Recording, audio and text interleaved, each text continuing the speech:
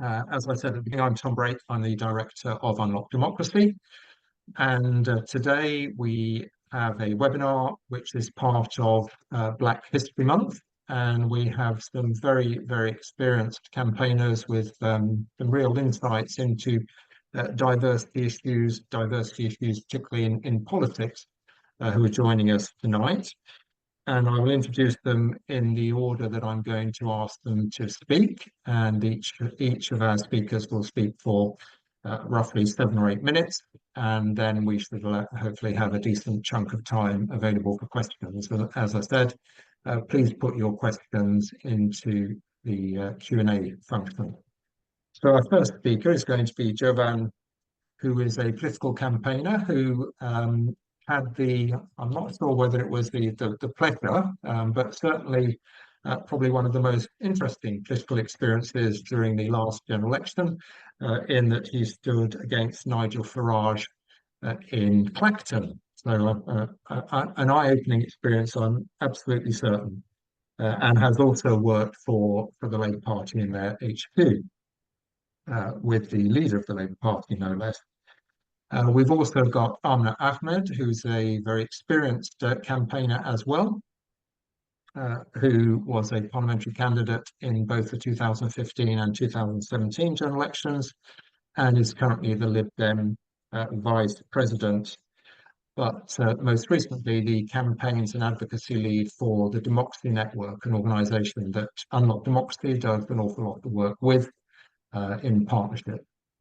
And then last but not least, Rita Patel, who we also do a lot of work with in her capacity as the Vice Chair of Operation Black Vote, who is a pioneer of Asian women's organisations in Leicester, former councillor and assistant mayor of community and equalities in Leicester City. So I think the descriptions I've given our panellists underlines how strong they're going to be on the issues of diversity as it relates to politics and democracy in particular. So without any further ado, I'm going to ask Jovan to speak about his experiences. Jovan, over to you. Thank you. Thanks, Tom. And thank you for having me here. I really appreciate it. And it's a thing that I've been thinking about a lot, and then drawing on my own experiences as a political candidate and as someone who worked in a party headquarters. It's something that became kind of more apparent to me going forward. And I think particularly Black History Month is a brilliant time in which we can shine a bit of a spotlight on some of these issues, but at the same time ensure that we are organising, we're prepared for coming general elections and local elections, to ensure that our politics is a lot more representative of the society we're in today. And so my experience, as said, it was a bit of a baptism of fire, standing down in Clacton against Nigel Farage. It was something, I always say that actually he stood against me because I was the candidate there first, and he arrived 3 days or so before nomination papers were due in. So yeah, he must have seen me down there and thought, you know what, I'm going to challenge this young man to a parliamentary contest. And in all of that, I learned shortly after the election that I was the only Black candidate in this country under the age of 30. And it had me thinking a lot, actually, about diversity. What does diversity look like? Not just diversity in kind of an ethnic sense, but more so in age, particularly as a younger person, one of the youngest candidates standing at the last election, but also someone from a racialized community. And I kind of got thinking about democracy, trust, confidence, legitimacy, and all of those types of things, particularly when it comes to particular communities in our country. And for me, democracy, it does rest on a sense of trust, a sense of confidence. And if our democratic structures and systems don't seek to embody the variety of people that exist in our country, then it's quite hard to have confidence in a system in which you're not reflected or represented or advocated in. And so I think it draws into further questions about the kind of legitimate nature of our political process, our government, and who has kind of the voice of reason to champion particular communities most authentically. And I think just the absence of people like me does draw into question some of that confidence. And we've seen recent examples, I think, of that around police brutality and things when it comes to demographics like mine. Yes, there are people who are quite rightly concerned about that, but I don't see anyone from my demographic who has the experiences, the lived experiences that I have as a young black man in London and all that entails. We're looking at things around the Commonwealth. I recently found out that the Commonwealth is, well, half of the population of the Commonwealth is under 29. We've had the recent Commonwealth Summit. That's what, 2.5 billion people around the world. We're looking at Britain being part of a global structure in which over half of it is under the age of 30. And so going forward, what does that kind of diversity look like? How are we having people who have been intrinsically connected to empire, like myself, and Britain's colonial legacy? And how does that relate to our kind of historical conversations? How does it relate to our contemporary conversations, as we're seeing around conversations around reparations? And how does it navigate going into the future? We're looking at a significant opportunity in the Commonwealth, but is Britain really up to task in terms of addressing the issues that I mentioned? And I think that's where our kind of parliamentary systems, our parliamentary democracies need to ensure that there is a greater kind of pool of people who have this connection, who have these lived experiences, who can draw correlations between what's happening here at home and what's happening overseas, in order to demand justice, not least for people in this country, but also kind of historical and contemporary justice for people around the world. And I think that's deeply important, particularly in an era post-Brexit, where we're going to be relying on our kind of friends and neighbours around the world. We want to have healthy, fraternal relationships with those people. And I think an absence of that in our parliament can lead to some issues. I think also diversity in the sense of a generation of people who have been impacted by legacies of Tory governments and how that's disproportionately impacted some people. I mean, are there intersectional approaches? Are they looking at how, yes, a kind of policy program has impacted many people across the country, but still has disparities when we're looking at education, when we're looking at healthcare, when we're looking at opportunities? I think ethnic minorities in this country are 10% are likely to be on 10% less pay than their white counterparts. It's not saying that people aren't advocating for them, but again, where are those people with lived experiences?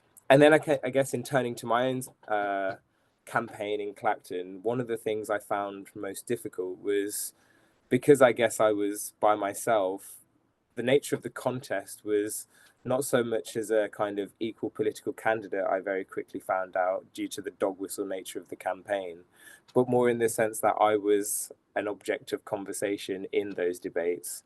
My skin was up for kind of question alongside my name, alongside where I was from. All of this formed part of a dog whistle campaign.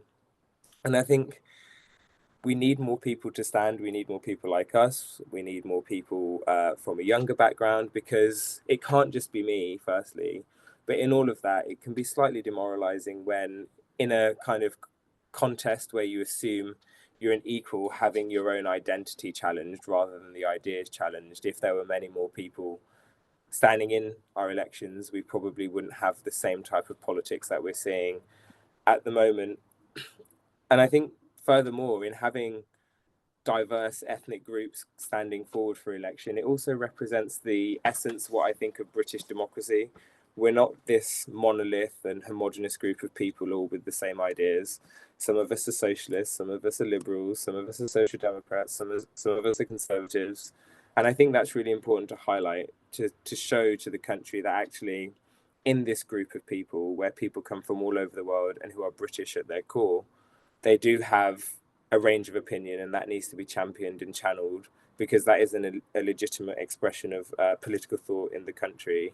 And I think also, in the face of the right wing, the extreme right wing, the far right that we're seeing at the moment, I think it's really important to recognise and for people to acknowledge us as a kind of core constituent in this country, a legitimate block of people who can't be, even some in extreme conversations around repatriation and things of that sort, which seem to be emerging recently, at least on my Twitter, which is quite concerning. I think establishing ourselves as this kind of constituent that is here to stay, that has every stake in British society, is deeply important. And my campaign, I think, highlighted to me how important that type of diversity was. It wasn't representation for the sake of representation. It was actually quite necessary. As I said, I was the only Black candidate under the age of 30, and yet there are so many of us who are at the harsh end of a housing crisis, an employment crisis, a cost of living crisis. There are so many of these things that have an intersectional impact on people like myself. And I think it's just really important that we have people like ourselves who are willing to advocate for people like ourselves, because otherwise you see how you can be overlooked. Clacton is a very challenged area and what is one of the kind of least diverse areas in the country. But in all of that, I made the case what I think would be the greatest advantage to the people in that area, whilst trying to embed some of that intersectional approach. What was my perspective on race, and how was it impacting white working class people as much as how it was impacting Black and brown communities in this country? How was environmental justice to be established, again, for those white working class communities, but also the impacts this was having on diaspora communities as well. So all of these conversations, I think, have to be embedded as part of our political process, as part of our political conversation, for a more authentic democratic output, for something that is more considered, more equitable, more sustainable. And that's why I think diversity has to play, to some point, a centre stage. Yes, we've gone a long way since 1987, particularly in the most recent parliament, where we have great levels of diversity. For all of the sins of the previous government, you can't say that they didn't have a diverse cabinet. Whether that led to good decision making or not, I think that's up for debate and question. But the fact that people were there, I think, does say something. But representation and representation alone isn't going to solve our issues.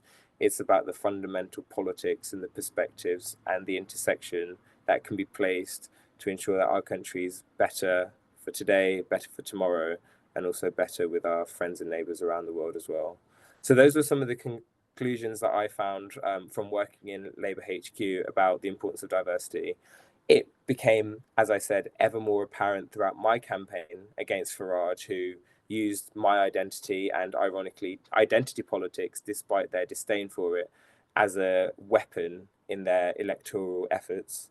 And so for me, I will continue talking about greater representation, because I think it is deeply, deeply important. Representation on all matters, on ethnicity particularly, and age particularly as well, but also when it comes to disabilities, when it comes to other communities, Gypsy, Roma, traveller communities, when it comes to Southeast Asian communities, we still are woefully underrepresented there.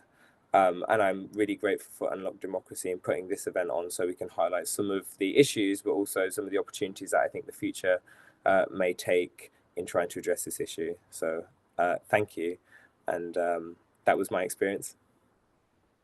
Thank you very much. And thank you, first of all, for putting me right in saying that Nigel Farage chose to stand against you. And that was the way, that was the order in which things happened. But also for underlining that greater representation, whilst it's essential, it isn't sufficient in terms of ensuring that views, a full range of views and policies are deployed by the government of the day. So thank you very much. Very, very insightful. I'm now going to ask Amna to speak. So over to you, Amna. Great, thanks so much, Tom. And thank you, Jovan. It was really interesting to hear about your experience. And I actually followed a bit of your experience during the election because of my own experience as a parliamentary candidate in the past. So thank you for running and congratulations for doing so, because it's a hard job.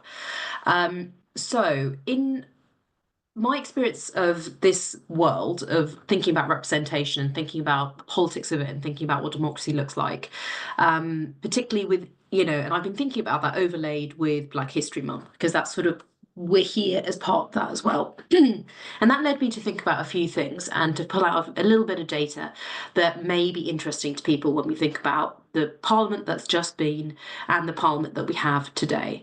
So my experience has been very much about national politics. I've run for parliament a couple of times, as mentioned earlier.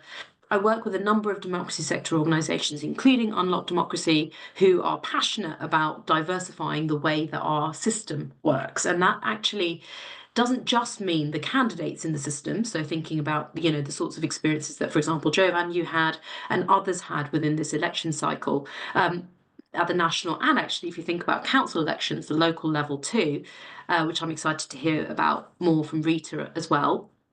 But I think one of the real challenges is actually the system itself, because the system itself, and we can talk a little bit about voting systems as well a bit later, but the system itself does not is a very kind of old system based on very, I would suggest, outdated voting systems, which also benefit those who have remained in power and continue to do so, right? So it doesn't the door is not open for minority communities, even though they may have been in this country for years and years.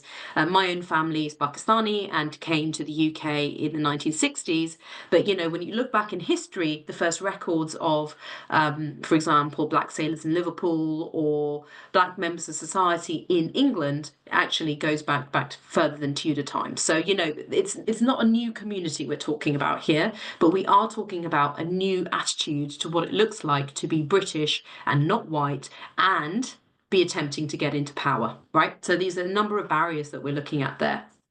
Back to some of the data points that I mentioned, because I just find them interesting. So in many ways, this is the most diverse parliament ever, or that's what Keir Starmer said anyway, when elected Prime Minister. And in a way, he's right.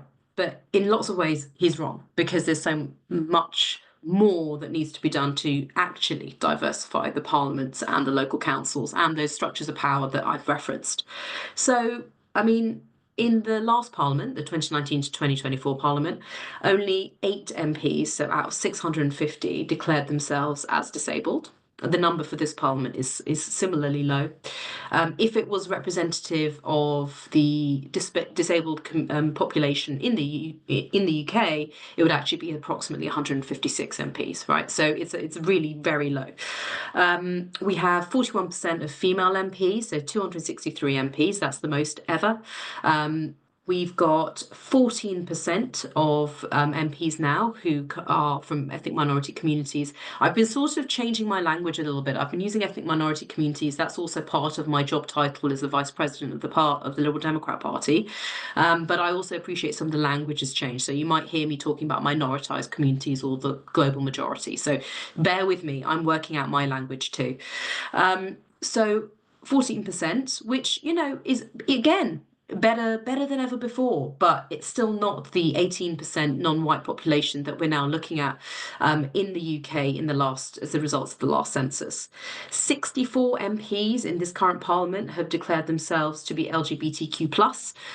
That's actually it's got a steady rise over the last few parliaments and over the last 10-15 years, as social norms have there's been a progressive movement, basically, and therefore more and more MPs are able to be themselves when it comes to sexuality. So you have, it's not a brilliant number compared to the national population, but again, 64. So we're coming up to about 8% or so. So what's the point of all these numbers? The point of all these numbers is that it's still not really comparable with where society is. So representation matters in the sense that actually our elected our parliamentarians, our councillors, our local district parish councillors, they are there to represent their community often. They are there to represent a community, a constituency. And if you don't represent your area in terms of necessarily what you look like, and if the people in your area who get elected to Parliament or who get elected to your local council always look the same. And I do agree with Jovan that there is a challenge with age, because actually I've noticed one of the big challenges I faced when I was running as a parliamentary candidate is also the cost of running as a parliamentary candidate, which many people find prohibitive. And to that intersectionality point, that is also a huge challenge for those from ethnic minority communities who have traditionally, and if we're talking about history here, traditionally come from communities where poverty is a kind of endemic at times, and has been, and there are kind of various institutional racist systems which have actually meant that it's not easy to climb your way out of those sorts of poverty, which includes housing, includes your educational opportunities, etc. So society is changing, but our politics has not caught up. There are various mechanisms and people who are working on it, but there is so far to go, I think. And one of the things that I've always been bothered by as well is this kind of assumption as well. And I'm afraid the academia doesn't always play out on this, and the peer-reviewed studies don't always play out. This idea that those from ethnic minority communities will only vote for ethnic minority candidates, and that white voters will not vote for ethnic minority candidates. that is just not the case. I mean, it's just not been true. I mean, if look at the reason we had so many Conservative cabinet ministers and secretaries of state, and then the prime minister, who was not white, was partly because of a system brought in by David Cameron about 10 years ago, where he said, right, well, I'm going to parachute in some candidates, and that's that. He called it the A-list. And look, there are all sorts of things we could argue about in terms of other things that have been very damaging, like austerity measures, etc., to those communities. But what it did lead to was people who looked different to the normal Westminster politics leading the country. Not necessarily my politics, but different, and looking a lot more like me. And in many ways, I find that quite interesting. And they're often in constituencies where it certainly wasn't a majority of non-white voters, right? So it's definitely possible. So there's a historical issue. There needs to be a change, and those changes will come from political parties doing better, will come from the sorts of candidates they choose and they recruit to be their members and to then go on to elected office and to support them to be so. And it also is about not making assumptions about what sort of people vote for, because it's not always based just on the kind of obvious facts of a kind of my skin color being different than some others, for example. So there's a huge amount to do. I think there are a lot of organisations in the space, in the democracy sector in which I work, who are working in this area, whether it's to change voting systems or whether it's to think about the sorts of candidates we support. But political parties could also be doing more to engage with those processes and engage with civil society to do better in that space. So I'll stop there and hand over to Rita in a moment, but thank you very much for listening to that, and I'd be very happy to answer questions on it later. Thank you very much, Lorna, and for flagging the role that voting systems might have to play in this. Obviously, something Unlock Democracy and Democracy Network and other organisations are very interested in, but also reading off those statistics, which present a picture which looks, in some respects, pretty good or better in relation to women, minoritized communities, people from the LGBTQ plus community.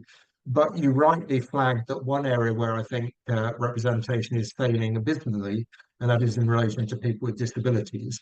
And frankly, Parliament doesn't help in terms of Parliament being probably one of the least accessible buildings in the country. So there's some real work to do there.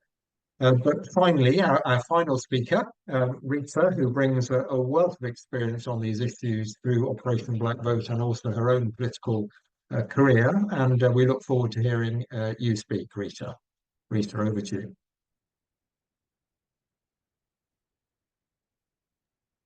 Thank you, Tom. Can I just start off by saying a big thank you to Unlock Democracy, one, for organising this event, but also I'm really grateful that you've asked me to be on this panel. I think it's true to say that in my recent experience, particularly of chairing the NVRA, the National Voter Registration Alliance, I think I've seen both Tom and Unlock Democracy walk the talk and put their hands up when they don't know something. And I think that's a tall order when you're trying to provide some leadership and you're trying to gather together people on a national basis and have them pointing in the same direction to bring about change in our democratic system. So thank you for that, Tom. I also want to start up by saying I'm conscious of the fact that both Jovan and Amna are both, I think, a lot younger than me.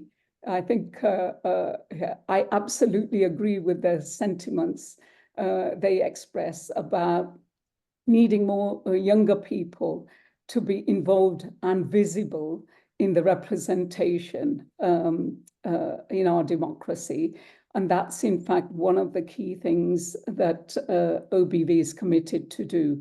Operation Black Vote, when we started Operation Black Vote 28 years ago, it came in a line of organizations that we had co-founded with other Black organizations, Black communities around the country.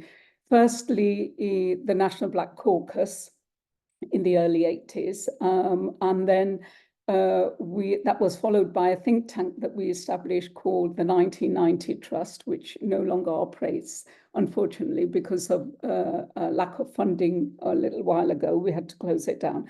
And then out of the 1990 Trust came the Operation Black Vote. And the whole idea was that we were being told systematically by people that young Black people just weren't, and Black communities just weren't interested in politics.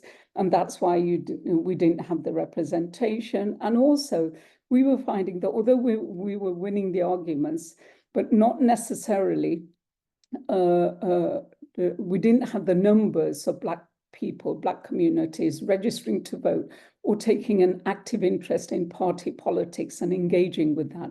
And we felt that that was really important.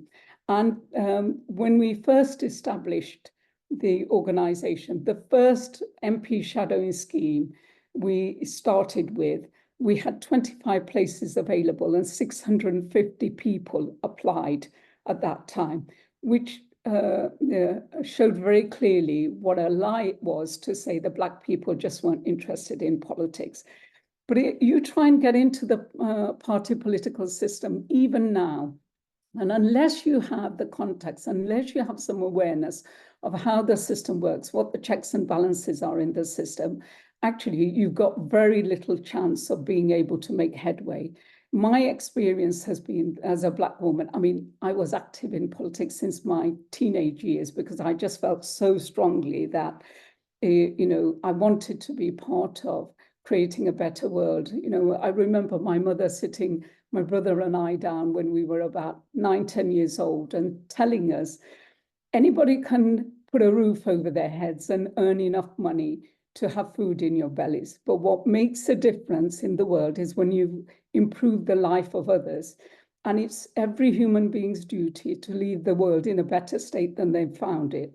And I think that for me, that those words have always echoed in my ears, that we all carry a responsibility.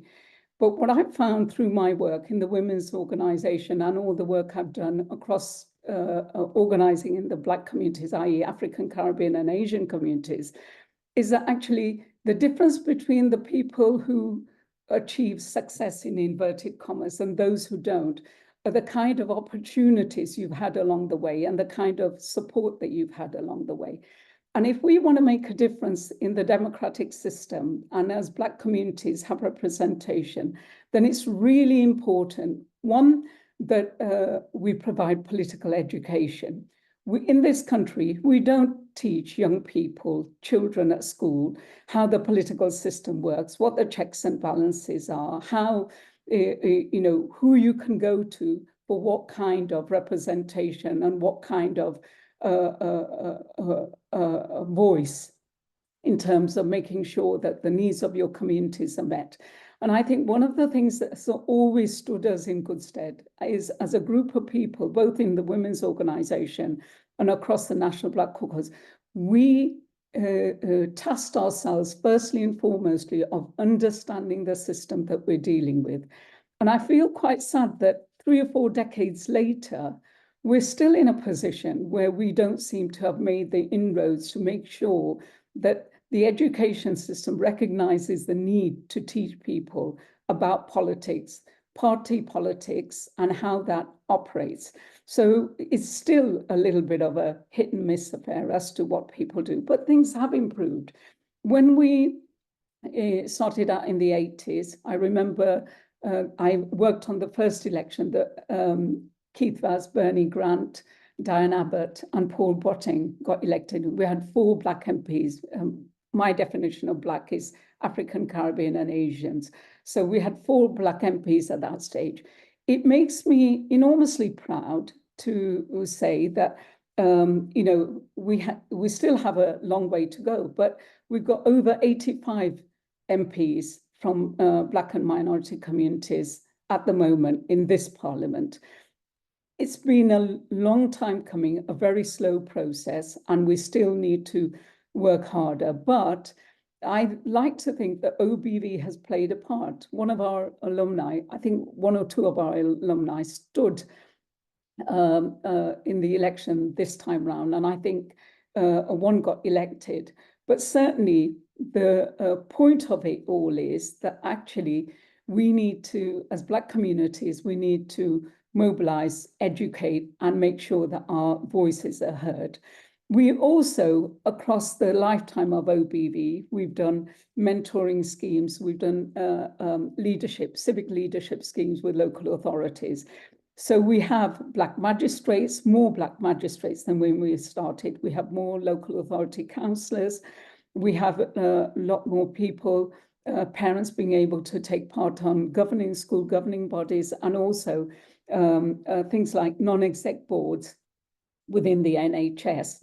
The growing numbers of people, if you just provide the opportunities for them to understand how the system works and show them, skill them up, show them how their life experiences are relevant and how they can engage. We've never found a shortage of people wanting to be involved. So recently we went through a strategic review process ourselves. We've been going for 25 years, and we felt that there was a need for us to take stock of what we're doing. And we reaffirmed the original objectives that we had, but also we created 4 pillars on which we were basing future work.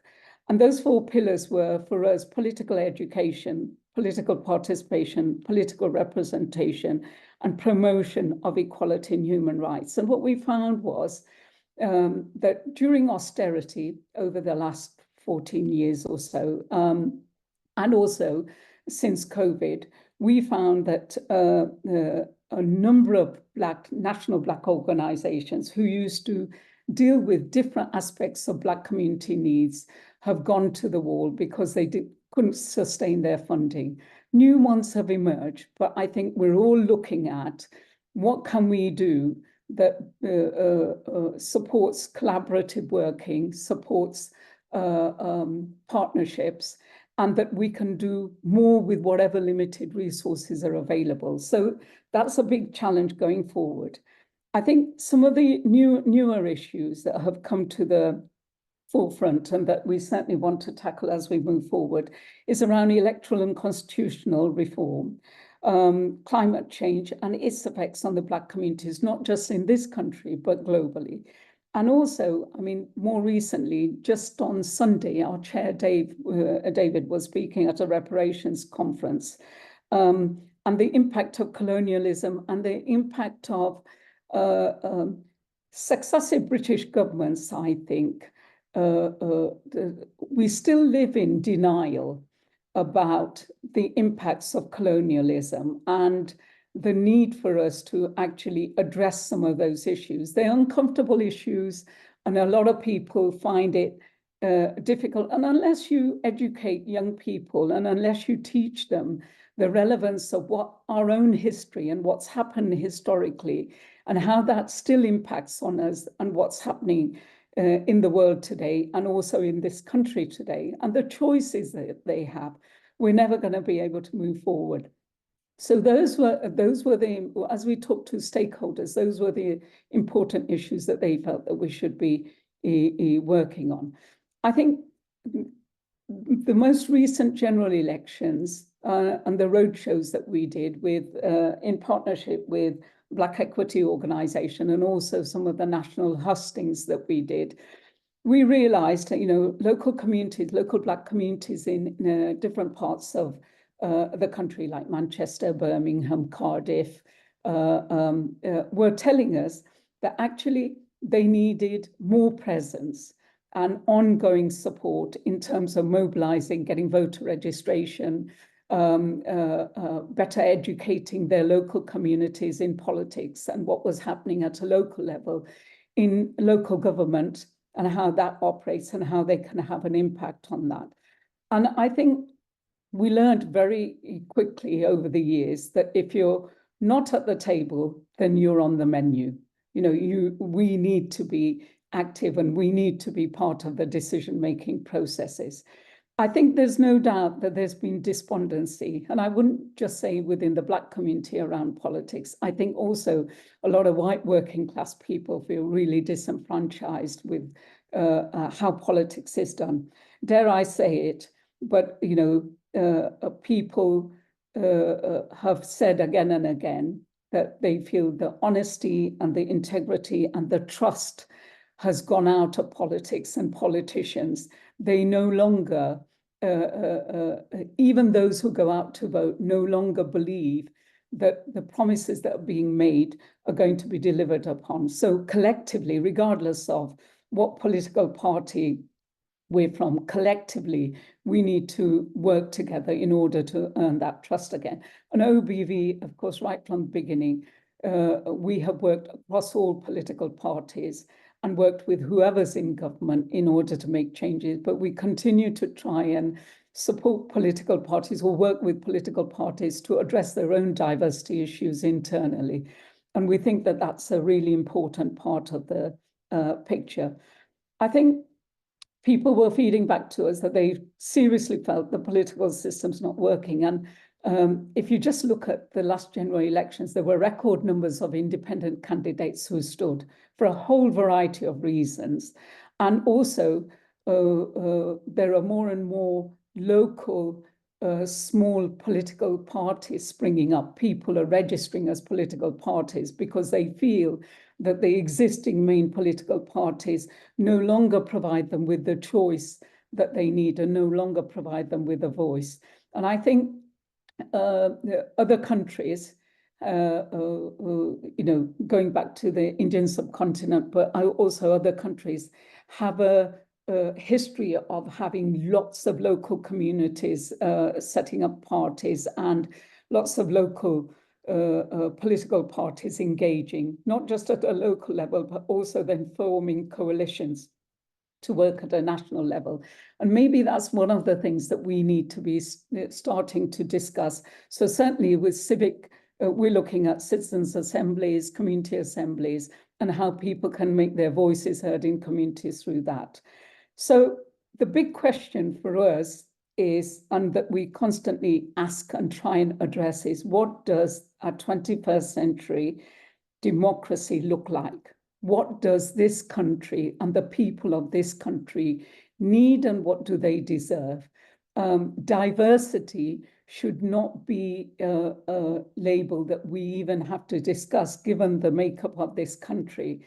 And we take such pride in often providing, like Leicester City Council, providing the window dressing that talks about diverse communities, but actually really fails to address the real needs that exist within those diverse communities. So representation for us is absolutely essential. We're committed to continuing our work, but we also see that we, after 3-4 decades of doing what we've been doing as a group of individuals, we are nurturing young talent because we feel that a new generation of people need to be activists and take the work forward, and it's really important. So that is our main task as we move forward, to work in partnership, to get the collaboration and get a whole new raft of young generation to design and create the kind of democracy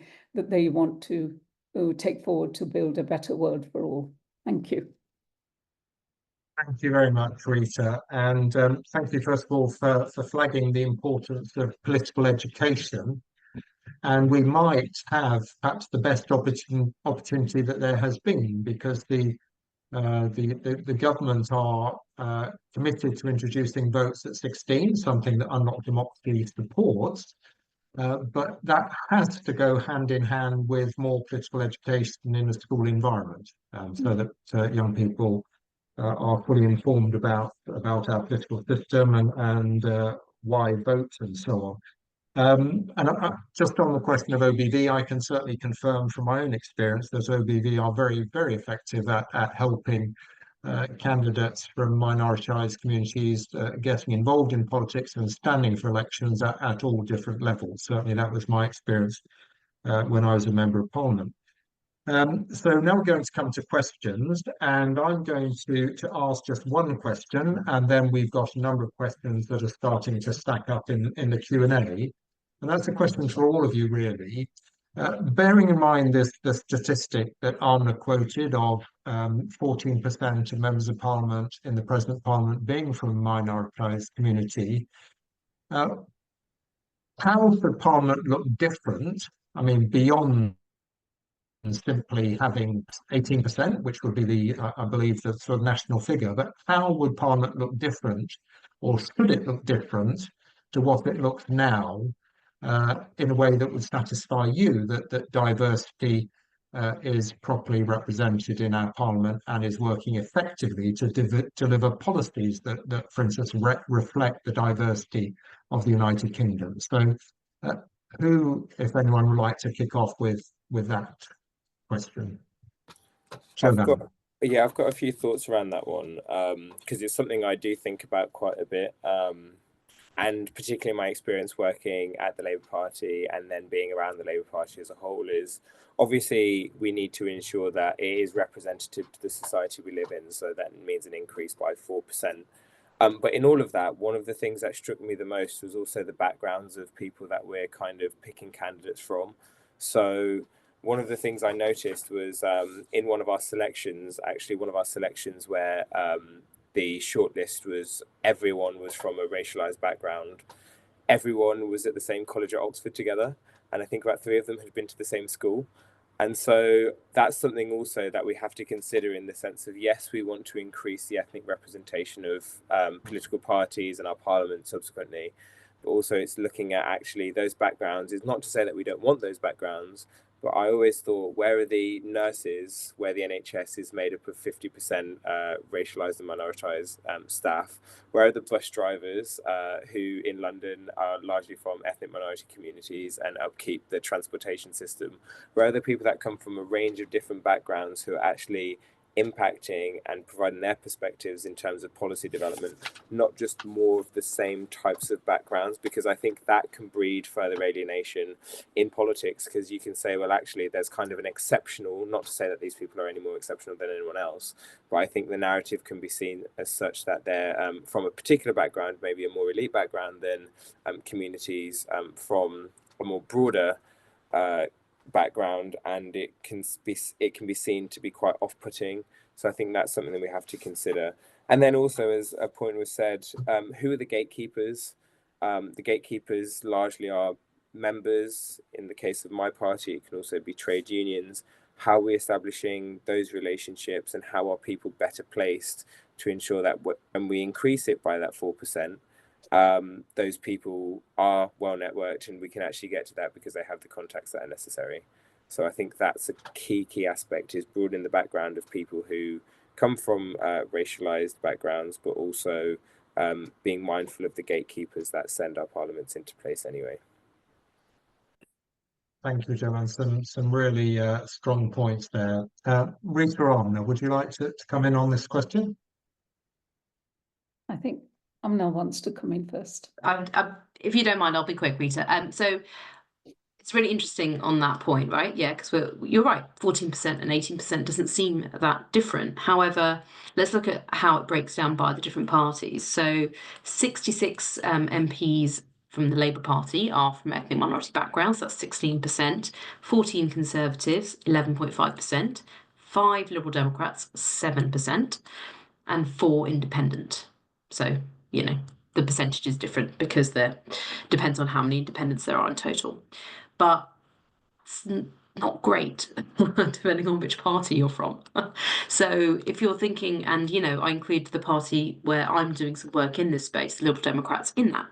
So depends on your party, right? So there are clearly, the Labour Party is almost there. The Conservative Party could be doing better, and the Lib Dems and others could be doing a lot better.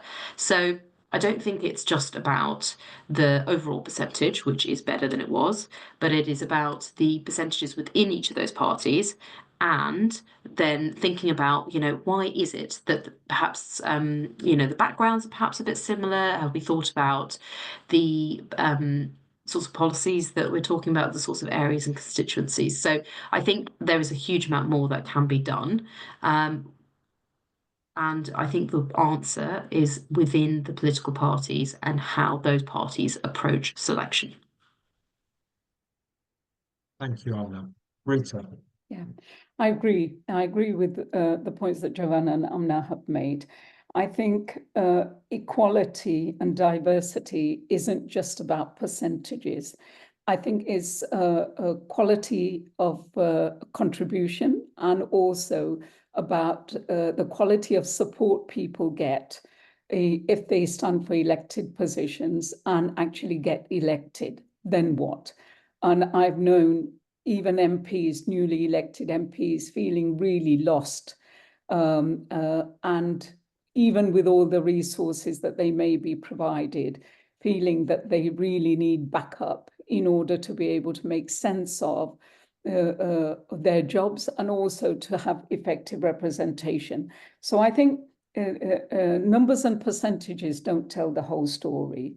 I think it's also to do with how Parliament operates, and whether, Joanne talked about nurses, whereas the representation of people who are in those kind of occupations, and where's the representation, where's the voice of those people. But I think we make it very difficult for a diverse group of people to get involved in Parliament, because it's an archaic system, I think, the way it operates, and it doesn't support certainly women, one-parent families, people with disabilities. You try getting around that building, and I know, because sometimes I've had to take a walking stick, and it is just physically really difficult to get around that building. So I think there are some practical considerations, and you can prepare people and encourage them through the political parties to stand for elected representation for Parliament, for example. But then the conditions have to be such that those people are supported, and you're hardly likely to want to participate in that system if what you see from the outside is just an uphill struggle once you get inside. So I think there's a lot that can be done.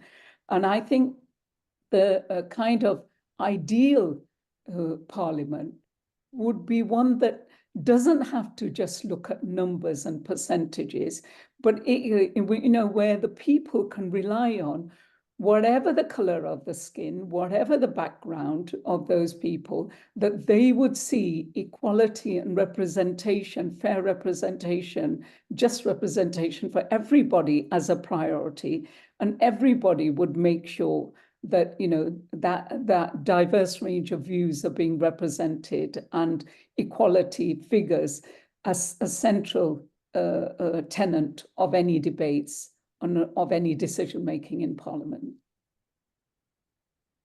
Thank you, Rita.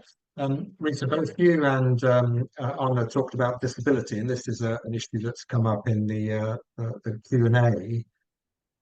I mean, what is the reason why people with disabilities are so underrepresented? Is it a failing of the electorate? Is it a failing of the panels and members who are not selecting people with disability? Is it a failure of government for not providing funding to support the additional costs that people with disabilities have from a campaign perspective? So what can be done about that problem, given the scale of the huge gulf that Amna sort of highlighted in the statistics which she mentioned about disability and representation? Who would like to speculate about the way forward? Yes, thanks, Rita. And maybe Amna would like to join in a bit later. I would say that in our society, I think to a great extent, we've got very good at giving lip service to stuff, but not necessarily backing it up with resources and real enabling. So even at local authority level, when I was a councillor, I think we had a few women, particularly older women, who were stalwarts and who had one form of disability or another, and carried on regardless of the difficulties that they faced. But I know that even at at local authority level, it was difficult. So I can imagine that at parliamentary level, it's even more difficult. And the thing is that it's exactly what Amna said. It starts with the political parties. What are we doing? What are political parties doing in order to encourage people with disabilities to actively participate? What are they doing to proactively encourage and support that? And I think particularly with disabilities that aren't, is bad enough with people with physical disabilities, but disabilities that aren't visible disabilities, I think it becomes even more of a challenge. So I think that both more resources need to be applied at the parliamentary level and at local authority level for representation from those communities. But I think the political parties have to make a real concerted effort to proactively encourage more participation. Thank you, Rita. Amna? Yeah, And I then Jovan? completely agree with you, Rita. I'm just going to share in the chat a quick report from the Disability Policy Centre, which basically kind of goes into this. I'll do that just in a moment.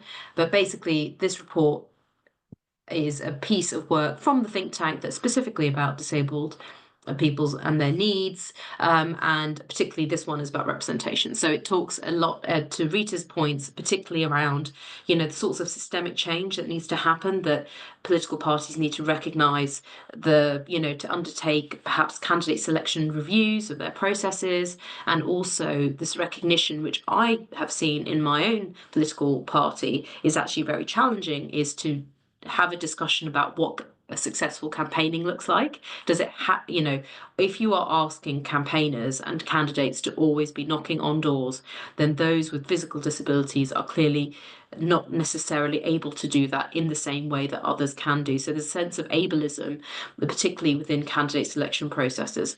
So there's some really interesting pieces of work on that, and there are specifically some things, policy changes that could help.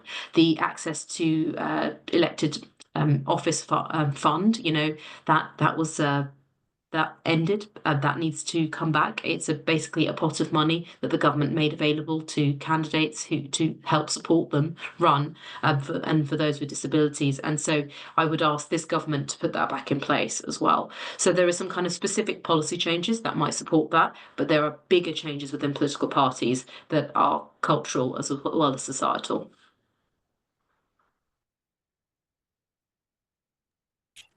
I'll come in quickly because this was a significant aspect of some of the work that I used to do when I worked at the Labour Party as well.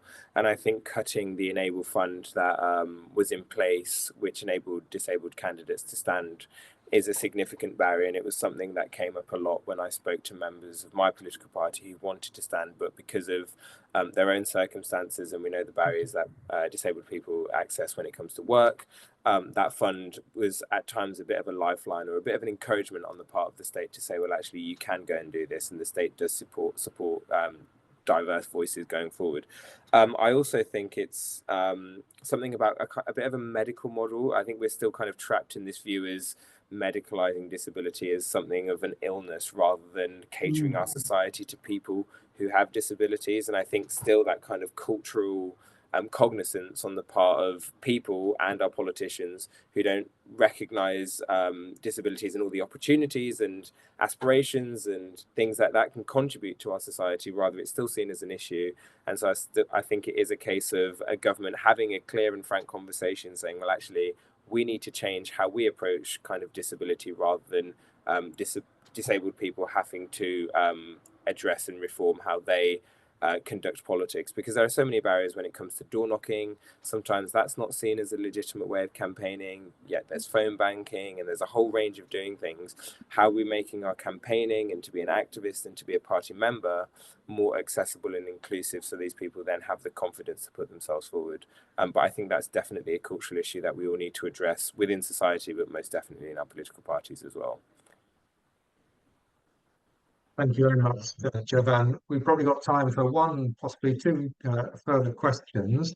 And in the Q&A, there is a question around would proportional representation, a different voting system, improve matters from a diversity point of view, or not? Would anyone like to come in on the back of that question? Shall I jump in? Okay. Yeah. Yeah. I think from all of the stuff that we're hearing on the ground, whether it's proportional representation or something else, but people are looking for a new way of doing politics.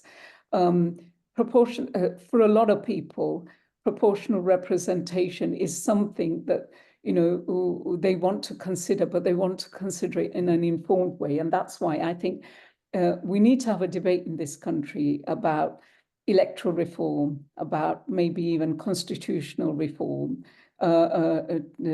Firstly, to get a constitution for this country, a written constitution that everybody can elect into.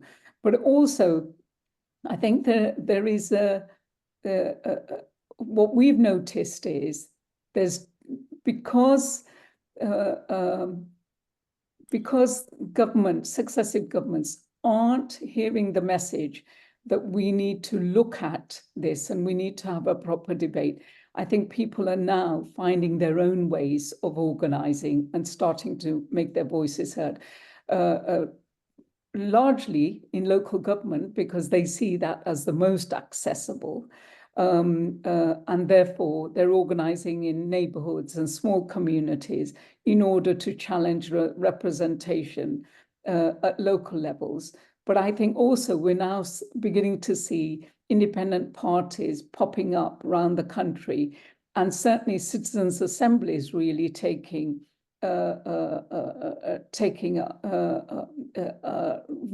people taking a real interest in citizens' assemblies, because they see that there's got to be a better way of being able to debate and do decision making, rather than just having 3 or 4 main political parties that often get polarized in their thinking. So I think political representation should definitely be on the menu on the agenda for a discussion around the country and with local committees. And we'll certainly be, as we go around the regions, we'll certainly be asking those questions from OBV. Thank you very much, Rhys. Jovan and Amra, a couple of quick interventions. Yes. So I'm a recent convert to electoral reform, if I'm honest. I think the more we're seeing kind of the current system, the more I just think it's quite an unsustainable approach to government. And we're seeing kind of fringe and more independent parties gaining first past the post as a political system to get their own candidates. I mean, this time round was the first time we'd seen independents be elected on the scale that they had been, alongside other parties, kind of smaller parties, the Greens and the Reform and everything else. So I think there is a case that people want something slightly different than what's happening now, or people are just going to be a bit more savvy and a bit more astute as to how to utilize first past the post. But one of the things why I think it would be of great advantage, and again, this comes from my more professional experience, less so as a candidate, but I think largely the 2 main parties can seek to court a vote in parts of the country where certain communities can be seen as disposable. And so that means that there can be an oversight, or at least an overlooking, in some of the policy and political agenda that may concern particular communities, in pursuit of courting a vote that may be more reactionary, that may be more right-wing, that may be more left-wing, whatever it may be. It means that certain communities can be seen as more disposable. And I think that's a huge issue, because it means that you can make decisions or take decisions that may not be in the best interests of the country, but may get you what you need to win or form a government at the election. And I think that's really concerning, because that will bring about greater levels of sectarianism, that can bring about greater levels of division. And so I think first past the post, PR or some form of electoral reform will force political parties to consider every community in the country, to take decisions in the interest of every person in the country, rather than who they think will secure their electoral majority at the next election. And I think that's really, really important to consider. Communities aren't disposable. People need to be listened to, and people need to be need to be made to feel as though they're part of the political process. And very quickly, I would agree with Rita and Jovan's points, very well made. And I'd say electoral reform is critical, and I think it would have an impact. Somebody I saw in the Q&A made the point that, you know, they sort of asked the question, it would impact the way people vote, obviously, but would it impact those who are selected? And I think it would. I think it definitely would. If the voting system changes in that fundamental way, it would also have an impact on those who are selected and how they then become candidates and top candidates in order to be elected. So the whole process would change. There would be a forced rethink of a centuries-old system that currently disadvantages minoritized communities. So I believe that there would be an impact, and a longer-term one, within that. But thank you for that question, and thank you to Unlock Democracy for hosting us tonight as well. Thank you very much, and thank you to all our panelists. I hope everyone who's attended has enjoyed the debate and enjoyed the challenges, I think, that Rita, Jovan and Amna have laid down to us and to Unlock Democracy and the political parties in terms of addressing the issue of diversity. So thank you all for attending, and hope to see you all soon at another event. Thank you. Thank you, Tom.